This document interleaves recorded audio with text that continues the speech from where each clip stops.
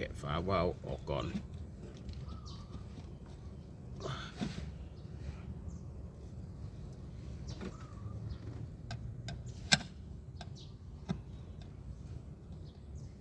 ูกยางกลัวลูกยางนี่ไม่อยู่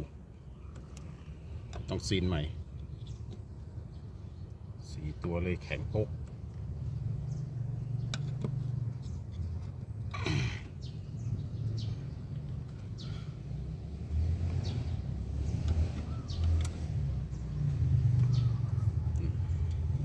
เดี๋ยวมาซีนใหม่